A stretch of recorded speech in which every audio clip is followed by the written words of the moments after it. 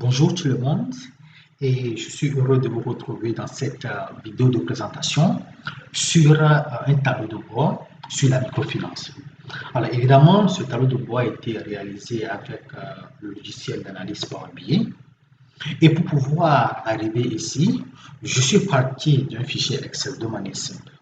Je vous montre le fichier Excel. Alors ici, on a deux onglets.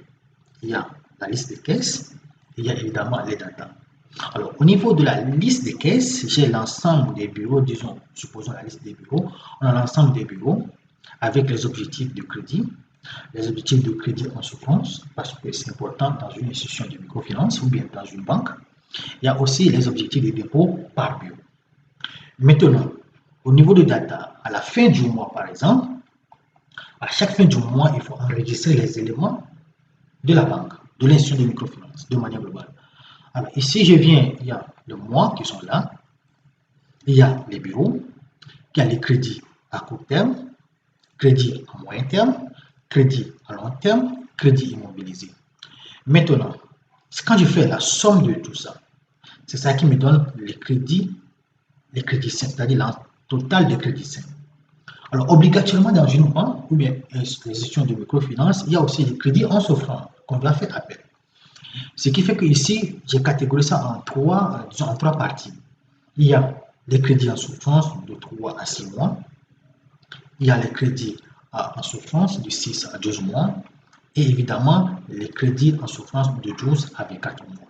Et l'ensemble des trois forment ce qu'on a ici, le total de crédits en souffrance.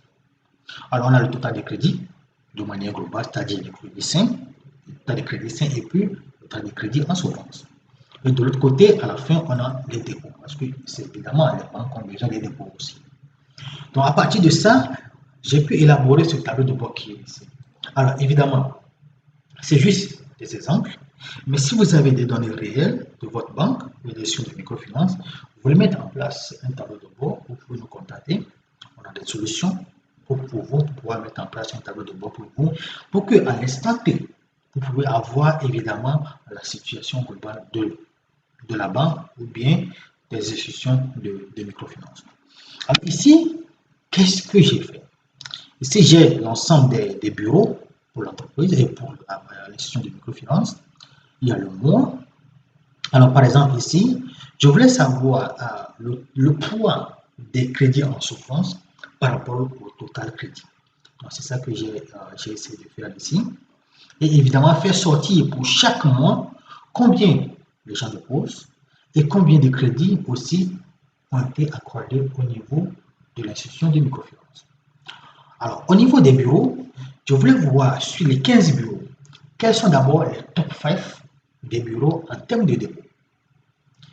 Et en bas, ici, quels sont les top 5 de bureaux en termes de crédit. Donc ici, j'ai juste fait une comparaison entre évidemment l'objectif du crédit en souffrance par rapport au total de crédit en souffrance.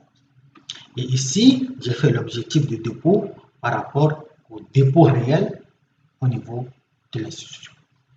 Alors, ici, j'ai essayé de calculer des ratios, évidemment, c'est limité, j'ai juste fait des exemples. Alors, il y a par exemple le total de crédit par rapport au dépôt qui donne de manière globale, qui donne 110%. Il y a le total de crédit à long terme par rapport au total de crédit global, donc ainsi de suite. Maintenant, alors imagine, je veux connaître la situation d'un bureau. Je prends par exemple, je prends le bureau, par exemple, le bureau 14. Quand je clique sur le bureau 14, je vois tout ce qui s'est passé au niveau du bureau 14. Les ratios qui sont là automatiquement. Et évidemment, ça c'est le bureau 14, c'est-à-dire de janvier à novembre. Mais je peux aller dire que, ok, je préfère avoir la situation au niveau du mois de mai. Je clique sur le mois de mai et voilà la situation du bureau 14 pour le mois de mai. Je peux connaître évidemment le total, l'objectif en souffrance, évidemment qui est là, et le total de crédit pour le mois de mai. Alors, quelqu'un peut décider de faire, par exemple, une comparaison entre le bureau 14 et le bureau 10, par exemple. Je sélectionne les deux et je vois évidemment la situation par rapport à ces deux bureaux. Alors, évidemment, tout en essayant de voir à quel mois je veux quel que soit le mois que je sélectionne, je vais avoir évidemment la situation par rapport à ce mois. Alors, l'autre avantage de ce tableau de bord, c'est que c'est automatique. Dans le sens où, actuellement, nous sommes arrêtés sur le mois de novembre.